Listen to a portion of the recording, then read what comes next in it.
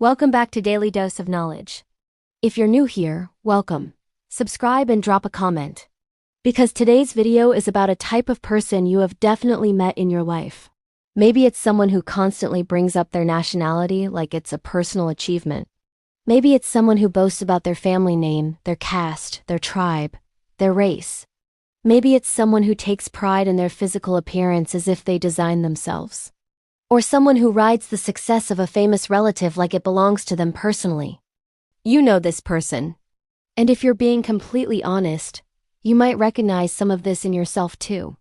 Today we're going deep into the psychology behind this behavior. Why people do it, what they're actually getting from it, and what it reveals about the inner world of someone who builds their identity on things they never earned. Let's start with the foundation. What is identity and why does it matter so much to human beings? Identity is your answer to the question, who am I? It is the story you tell yourself about yourself. And that story is one of the most psychologically important things a human being possesses.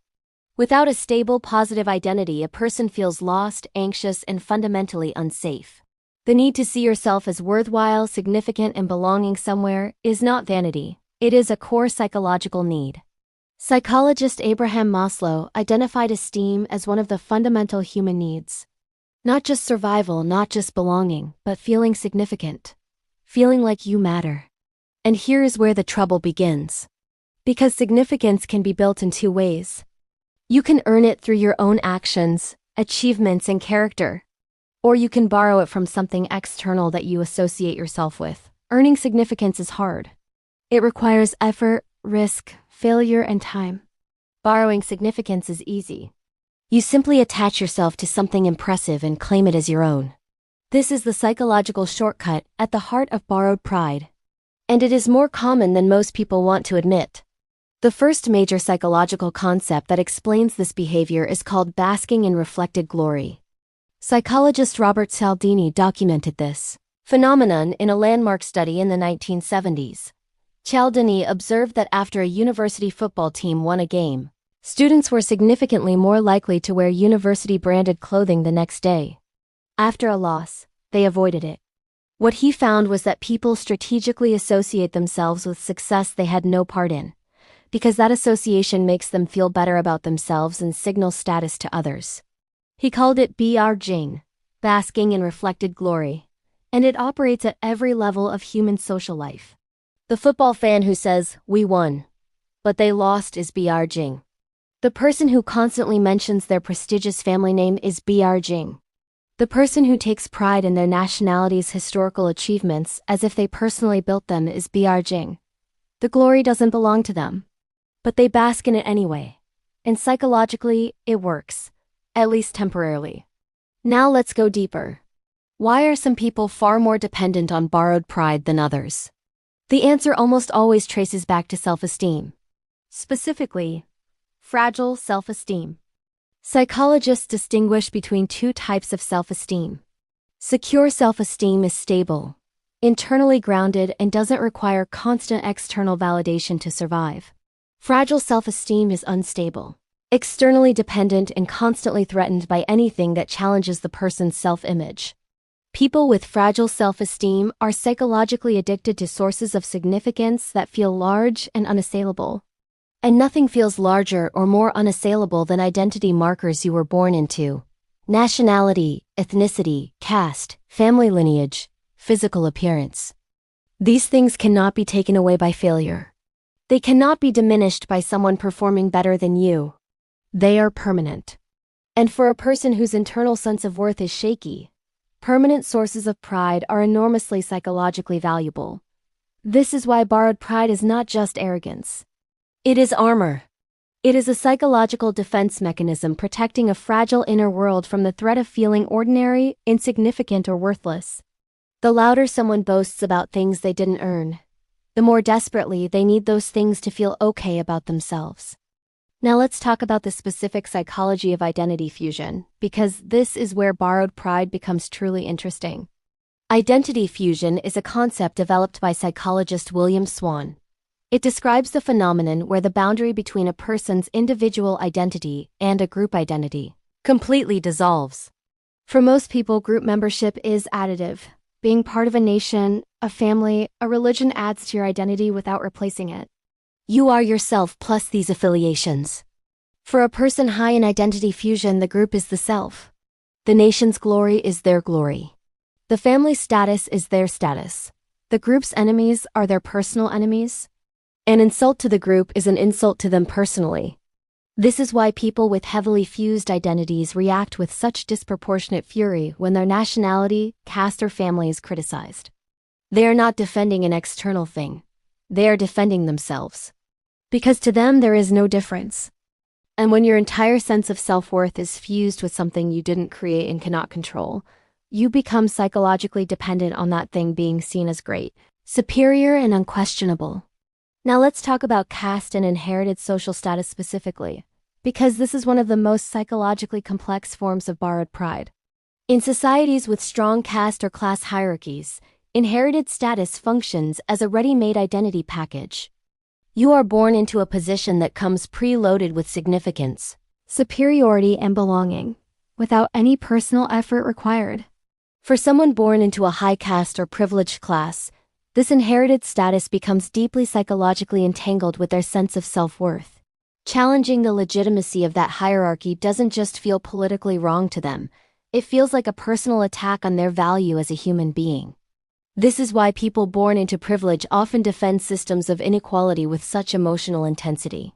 It is not purely ideological. It is existential. The hierarchy is not just a social structure to them. It is the foundation of their self-image. And conversely, people born into lower castes or classes who have internalized the hierarchy sometimes defend it too. Because even a low position in a stable hierarchy provides more psychological certainty than no hierarchy at all. The need for a clear social identity, even an unfair one, runs deeper than most people's commitment to equality. This is one of the most uncomfortable truths in social psychology. Now let's talk about physical appearance as borrowed pride, because this one is particularly fascinating. Beauty is perhaps the purest form of unearned attribute. You did not design your face. You did not engineer your height or your bone structure. These things were determined by genetics entirely outside your control. And yet people who are conventionally attractive frequently take enormous pride in their appearance, as if it were an achievement rather than an accident of birth. Psychologists call this the physical attractiveness stereotype, the well-documented tendency to attribute positive qualities to attractive people. Attractive people are assumed to be more intelligent, more capable, more moral, more worthy. And attractive people themselves often internalize this. They begin to experience their appearance not just as a feature, but as evidence of their overall superiority. Their looks become the foundation of their identity. The problem, and this is psychologically devastating when it happens, is that appearance is temporary. It ages, it changes. And people who have built their entire identity on their looks face a profound psychological crisis when that foundation begins to erode. This is why vanity is not just superficial. It is a symptom of a deeper identity problem. And the more aggressively someone protects and promotes their appearance, the more dependent they are on it for their basic sense of worth. Now here is the crucial question. What does all of this cost the person doing it? The psychological cost of borrowed pride is enormous, even if it's invisible from the outside. First, it prevents genuine self-development. If your worth comes from your nationality, your family name, your appearance, or your caste, you have no psychological incentive to actually build yourself. Why develop real skills, real character, real achievements when the borrowed glory is already doing the work? Second, it creates profound fragility. Any threat to the borrowed source of pride becomes a psychological emergency. A person who builds identity on their nationality falls apart when that nation is criticized. A person who builds identity on family status is devastated when the family falls. The foundation is always outside their control, which means they are always one event away from psychological collapse. Third, it isolates. People who constantly boast about unearned attributes repel genuine connection. Deep relationships require authenticity. And authentic connection is impossible when someone is constantly performing a borrowed identity rather than revealing a real one. Fourth, and most importantly, it prevents the person from ever actually knowing themselves. Behind the borrowed pride, behind the boasting, behind the armor of unearned identity, there is often a person who has never asked who they actually are without all of it. That question, who am I without my nationality, my family name, my appearance, my inherited status, is one of the most terrifying questions a person high in borrowed pride can face. Because they genuinely don't know. And some part of them knows they don't know. And the boasting is the noise they make to drown out that silence. So what does genuine pride actually look like? What is the psychologically healthy alternative? Authentic pride, as opposed to borrowed pride, is pride in what you have actually done, chosen, built, and overcome. It is earned through effort, courage, persistence, and genuine contribution. Psychologist Jessica Tracy, who has studied pride extensively, distinguishes between authentic pride and hubristic pride. Authentic pride says I did something good. Hubristic pride says I am superior. One builds genuine self-esteem. The other requires constant maintenance and comparison. The person with authentic pride doesn't need others to recognize their nationality as superior. They don't need their caste to be respected or their family name to open doors. They have something more durable, a self built through their own choices and actions. That kind of identity doesn't collapse when criticized. It doesn't need constant external validation. It doesn't require putting others down to feel tall. And ironically, it commands far more genuine respect than any amount of borrowed glory ever could. So the next time you encounter someone boasting loudly about things they never earned, understand what you're actually seeing. Not confidence, not superiority. A person in psychological need, using the only armor they know how to wear. And the next time you feel the pull to borrow pride yourself, ask the harder question. What have I actually built? What is genuinely mine? Because that answer, however small it starts, is the only foundation worth standing on. That is your daily dose of knowledge for today. If this video made you think about someone you know or yourself, drop a comment below. Share this with someone who needs to hear it. Subscribe for more videos that go where most people are afraid to look. I'll see you in the next one.